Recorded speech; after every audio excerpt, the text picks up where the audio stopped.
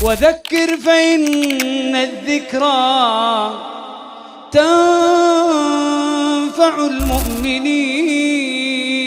أعوذ بالله من الشيطان الرجيم. بسم الله الرحمن الرحيم. والصلاة والسلام على رسول الله وعلى آله وأصحابه أجمعين. أما بعد. Assalamualaikum warahmatullahi wabarakatuh.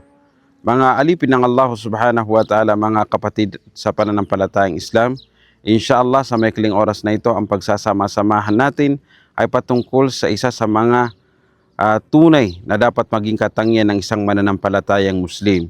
Ito ay patungkol sa kahalagahan ng pag-iingat at pagpangalaga natin sa ating mga dila. Sapagkat ang ating dila ay parte ng ating katawan na pinupustayo ng Islam na gamitin lamang ito sa mabuti. At wag natin itong gamitin sa hindi tama. Sapagkat ang dila natin ay isa sa mga parte ng ating katawan na magiging dahilan ito sa ikakataas ng ating antas sa lipunan sa mga tao, magiging katanggap-tanggap tayo, lalong-lalo na sa tagapaglikha, ang Allah subhanahu wa ta'ala. At magiging daan din ito kapag kamali ang pamamaraan natin na paggamit natin rito, magiging daan ito sa kapahamakan natin at sa galit ng Allah subhanahu wa ta'ala, waliyadu billah. Katotohanan, sabi ng propeta sallallahu alaihi wasallam, kanyang binanggit, man kana yu'minu billahi wal yawmil akhir falyaqul khairan aw liyasmut. Katotohanan ng sino man, sabi ng propeta sallallahu alaihi wasallam, ang sino man ang naniniwala at nananampalataya kay Allah at sa kabilang buhay ay dapat siyang magsalita ng mabuti at manahimik na lamang.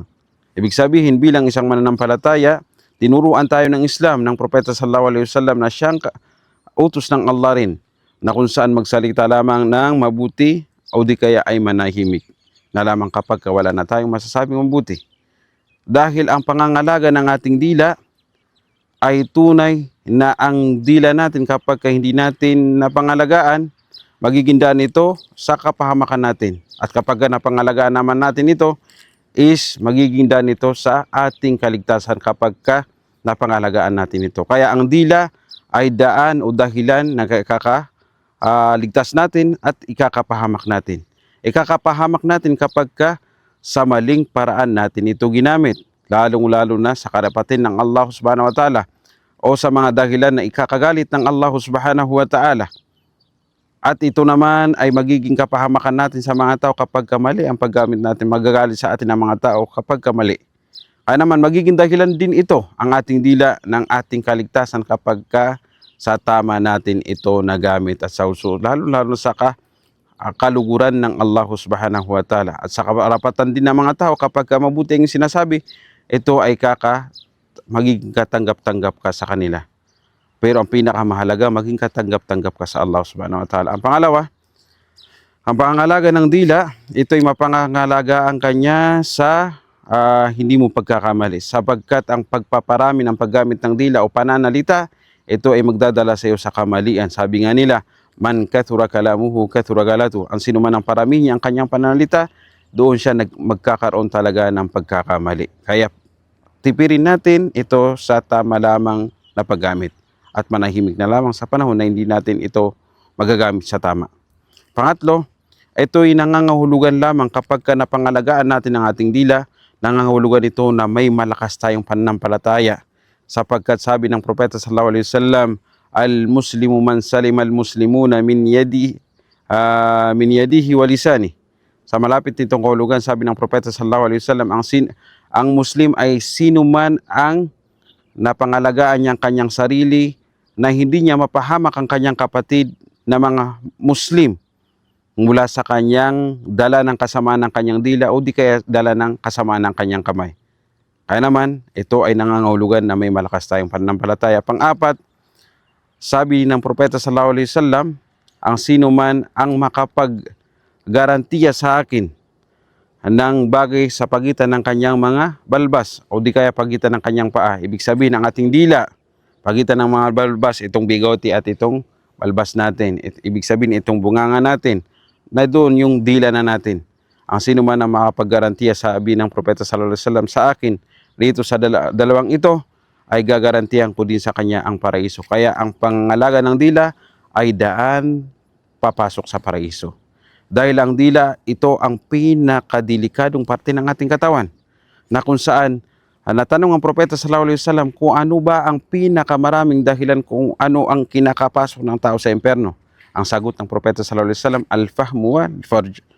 Ibig sabihin niya, ang pinaka dahilan nun ay ang kanyang dila at ang kanyang parang kumbaga private part ng kanyang katawan. Dahil sa pagnanasa, tulak ng kanyang parang kumbaga pagnanasa sa kanyang sarili at sa mga iba pang mga kasalanan. Kaya naman, upang mapangalagaan ang ating dila, dapat bago tayo magsalita, pag-isipan muna natin kung ano ang sasabihin natin, tama ba to o hindi. Kasi kung hindi tama, manahimik na lamang tayo. Pangalawa, gamitin natin ito sa pag-alaala kay Allah subhanahu wa ta'ala sa mga bagay na ikakalugod ng Allah tulad ng pagbabasa ng Quran at mga bagay na ikakalugod ng Allah subhanahu wa ta'ala. At dumatayo tayo sa mga bagay na paninirang puri at mga iba pang mga dahilan na magagamit natin ang ating dila sa kasalanan. At pangatlo ay dapat nating pag-isipan muna ang ating sarili. Tignan natin ang ating sarili kung ano ba, tama ba yun o hindi. Ang pang-apat is manahimik sa panahon na tayo ay galit. Sapagkat kapag tayo ay galit, wala tayong masasabi kung hindi madalas ay hindi maganda. At sa pamagitan ng pananahimik natin, doon natin mapangalagaan ang ating dila. Kaya kapatid, pinapaalalahanan kita at ang aking sarili, pangalagaan natin ang ating dila dahil sa ating dila, marahil ito ay maliit na parte ng ating katawan, pero ito ay napakadelikado na magiging dahilan ng ikakapasok natin sa impyerno. At kapag nagamit naman natin ito ng gusto, ito ay ikakapasok natin sa paraiso. Kaya pag-isipan natin ang ating sasabihin at dapat na ayon sa katuruan ng Islam.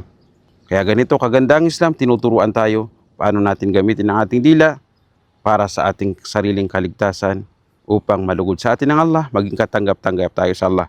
Naway gawaran tayo, bigyan tayo ng Allah ng dilang nagagamit natin sa mabuti at ikakapasok natin sa paraiso at ilayo tayo ng Allah sa bagay na magagamit natin ng ating dila sa ikakapahamak natin at ikakapasok natin sa impyerno.